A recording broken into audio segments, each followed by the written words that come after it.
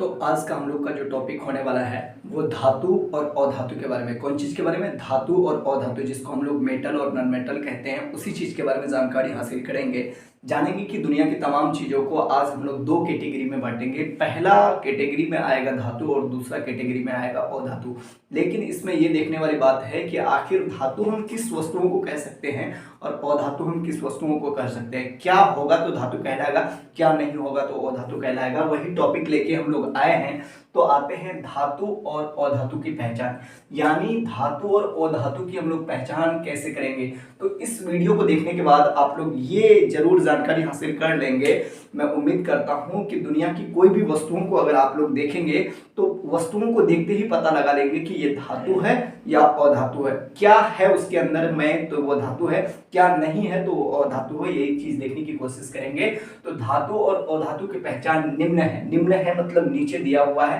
ये सारे पहचान देख करके हम लोग पता लगा सकते हैं कि धातु में क्या होना चाहिए और क्या नहीं होना चाहिए। यहाँ पे हम लिख लिए, अभी सिर्फ हम धातु की पहचान को पहले बता रहे हैं और वो चीज उसमें अगर नहीं पाया जाएगा तो वो अधातु कहलाएंगे।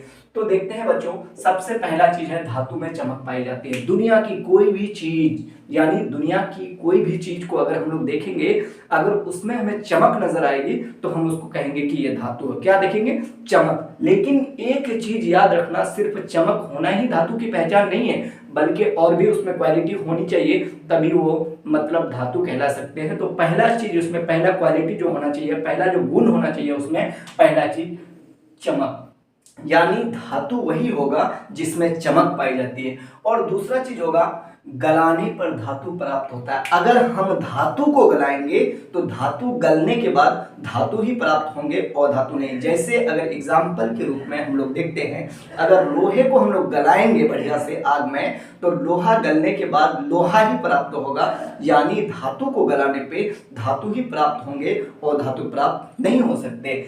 तीसरा क्वालिटी है विद्युत का सुचालक। धातु जितने भी होंगे वो विद्युत के सुचालक होंगे। विद्युत का सुचालक का मतलब बिजली को, यानी इलेक्ट्रिसिटी को एक जगह से दूसरा जगह हम धातु के माध्यम से लेके जा सकते हैं। अन्यथा अगर अधातु रहेगा तो नहीं लेके जा सकते। जैसे लोहा, लोहा एक मेटल है यानी धातु है।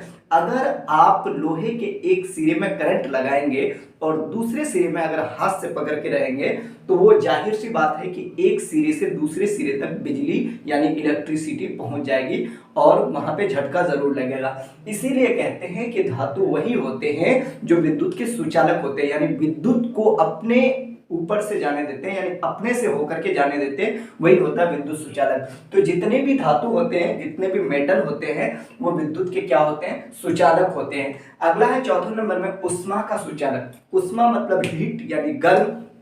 धातु जितने भी होते हैं वो एक मतलब उसमें हीट एक जगह से दूसरा जगह चले जाते हैं, यानी गर्म को वो अपने से होकर के, यानी उष्मा को अपने से होकर के जाने देते हैं। जिस तरह विद्युत का सुचालक है यानी विद्युत को अपने से होकर के जाने देते हैं, उसी तरह उष्मा को भी एक जगह से दूसरा जगह जाने देते हैं। जैसे हम लोग देख सकते हैं अपने दैनिक जीवन में, जो भी हम लोग का तवा होता है जिसमें हम लोग रोटी बनाते हैं, तो रोटी जब बनाते हैं तो उसका डंडा जो होता है तवे का, तो वो लकड़ी का लगाया हुआ होता है। क्यों? क्योंकि लोहा का जो तवा होता है, लोहा है विद्युत का, उष्मा का सुचालक, और लकड़ी जो उसमें पड़ा हुआ है विद्युत का कुचालक। जब हम विद्युत और उष्मा के कुचालक को पकड़ते हैं तो उसमें ना ही विद्युत लगता है और ना ही उष्मा लगता है। इसीलिए उष्मा का सुचालक में मतलब बिजली, उष्मा जो जाएगा वो उष्मा के सुचालक में जाएगा, उष्मा के सुचालक कुचालक में नहीं। इसीलिए तवे में उसके डंडी को लकड़ी का बनाया हुआ होता है या प्लास्टिक का बना होता है, ताकि उष्मा लोहा से लकड़ी में नहीं आ सके और हमारी हाथ सुरक्षित रह सके। तो जितने भी मतलब धातु होते हैं वो उष्मा का सुचालक होते हैं। कैसा होता है? उष्मा का सुचालक, यानी उष्मा एक जगह से, गर्म एक जगह से दूसरा जगह चले जाएंगे। अगला है आघात वर्धेय होता है। आघात वर्धेय का मतलब क्या? इसको अगर हथौड़ा से पीटोगे, यानी धातु जितने भी होते हैं अगर उसको हथौड़ा से पीटा जाए तो उसे दर्द नहीं होता है, यानी वो चोट को सहन कर लेता है और वो फैल जाता है। चोट से अगर मारेंगे हम लोग, उसमें चोट देंगे तो वो दर्द से रोएगा नहीं, बल्कि क्या करेगा, वो फैल जाएगा, चिपटा हो जाएगा, प्लेट की तरह बन जाएगा।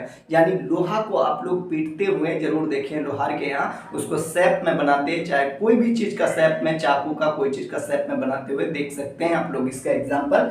तो जितने भी धातु होते हैं वो आघातवर्धक होता है, मतलब उसको पीटने पे वो फैलता है और उसे चोट यानी चोट को बर्दाश्त कर लेता है। अगला है हम लोग का तन्यता, यानी धातु वही होते हैं जिसको हम लोग तार की तरह खींच सकते हैं। कौन चीज की तरह? तार की तरह खींच सकते हैं। जितने भी धातु होते हैं वो तन्यता होते हैं, उसमें तन्यतापन का गुण होता है, यानी उसको तार की तरह खींचा जा सकता है, लंबा किया जा सकता है। क्या आप प्लास्टिक को खींच करके खूब बड़ा कर सकते हैं? नहीं, क्योंकि प्लास्टिक क्या है? अधातु है। तो अधातु का गुण यानी तन्यता नहीं होता है, लेकिन धातु जैसे लोहा है उसको खींच सकते हो, चांदी है उसको खींच सकते हो, सोना है उसको खींच सकते हो। जैसे कि हम लोग जान सकते हैं कि जो सोनार आदमी होता है जब गहने यानी आभूषण बनाते हैं तो आप उसको चांदी की मशीन में डालते हुए देखे होंगे और तार की तरह उसको खींचते हुए देख सकते हैं। तो इसीलिए जितने भी धातु होते हैं वो मतलब उसमें तन्यता पाई जाती है, यानी उसे हम लोग खींच सकते हैं तार की तरह।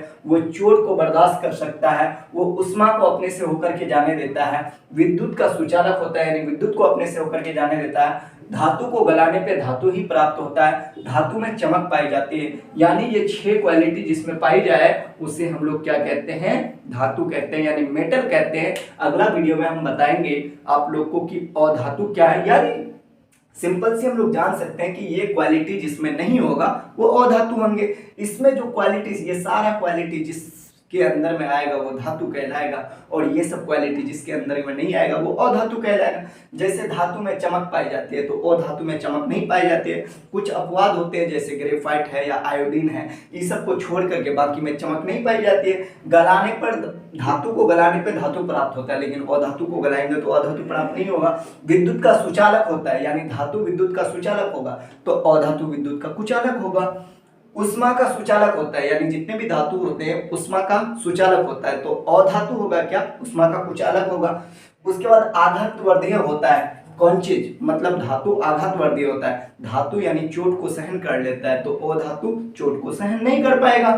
तन्यता होता है। कौन चीज? धातु तन्यता होता है, तो मतलब अधातु तन्यता नहीं हो सकता। अधातु को हम लोग तार की तरह खींच नहीं सकते, एक लिमिटेशन के बाद वो टूट जाएगी। जय हिंद, जय भारत। अगले वीडियो में हम लोग मिलते हैं।